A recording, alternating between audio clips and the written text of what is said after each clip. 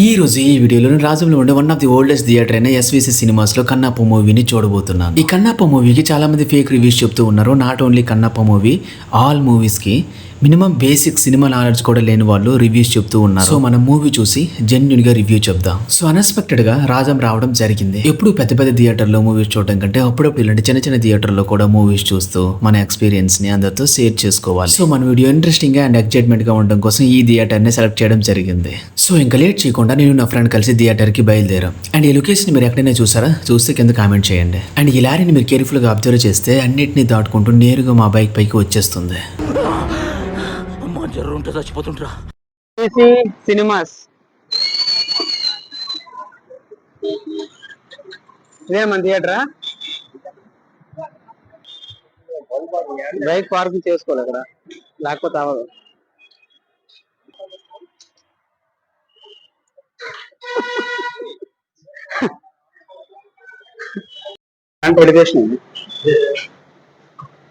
జరా తీరు ఓపెన్ చేయరా, వంట నీదే కదా.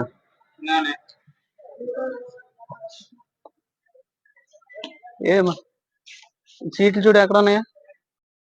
One of the oldest theatre లో ఇప్పుడు మూవీ చూడబోతున్నాం మనం. ఎస్విసి థియేటర్ ఓన్లీ 110 రూపీస్ మాత్రమే. ఆ థియేటర్ని ఇప్పుడు మీకు చూపిస్తాను కదండి, చాలా బ్యూటిఫుల్గా ఉంటుంది. దయచేసి ఇప్పుడు ఈ థియేటర్కి రండి, ఒకసారి చూడండి. ఇలాంటి థియేటర్ కూడా చూడండి, బాగుంటుంది.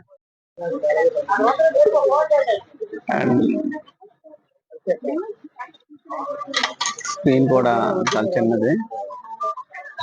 పైన ఫ్యాన్స్, సీలింగ్స్ ఇవి కూడా చూడండి.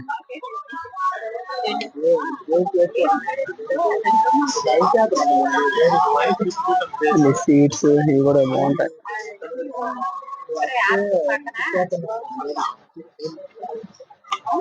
సరిగా మీకు కింద ఉడ్డు ఇలా ఉంటుంది అన్నమాట థియేటర్.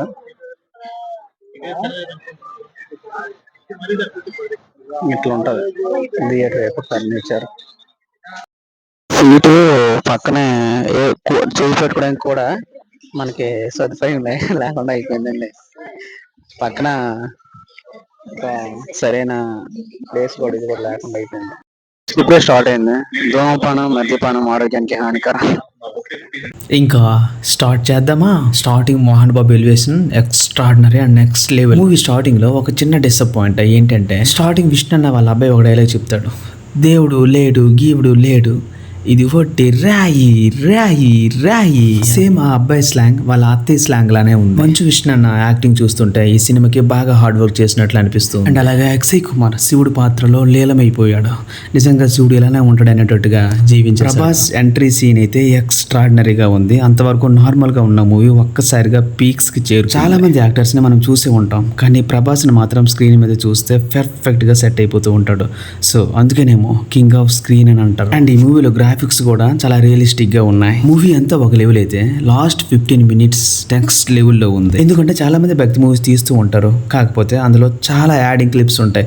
బట్ ఇది మాత్రం చాలా జెన్యున్ గా ఉన్నట్లుగానే తీస్తారు. అండ్ కన్నప్ప స్టోరీని మనం చిన్నప్పటి నుంచి చూస్తూ ఉన్నాం. అతను తన కళ్ళని శివుడికి ఇస్తాడు అండ్ మాంసాన్ని శివునికి ప్రసాదంగా పెడతాడు. అండ్ ఈ సీన్ లో మంచు విష్ణు యాక్టింగ్ అయితే చెప్పడానికి మాటలు కూడా రాలేదు. నిజంగా అంత ఫ్యాంటాస్టిక్ గా చేశాడు. ఫైనల్ గా మూవీ అయితే నాకు బాగా నచ్చింది. ఎందుకంటే శివుడిపై నాకున్న ప్రేమో లేదా భక్తి వలనో కానీ. అండ్ ఇదంతా పక్కన పెడితే వాళ్ళు కోట్లు పెట్టి సినిమాలు తీస్తే సింపుల్ గా రివ్యూస్ బాగోలేదు అని చెప్తూ ఉంటారు. ఇది చాలా తప్పు. సో ఇప్పుడు సెక్సీ అండ్ రొమాంటిక్ మూవీస్ కే కాదు, అప్పుడప్పుడు ఇలాంటి డివోషనల్ మూవీస్ కూడా వెళ్ళండి, ఎంకరేజ్ చేయండి. మూవీ అయితే నాకు బాగా నచ్చింది. అంతకంటే నేను థియేటర్ ఎక్స్పీరియన్స్ బాగా ఎంజాయ్ చేశాను.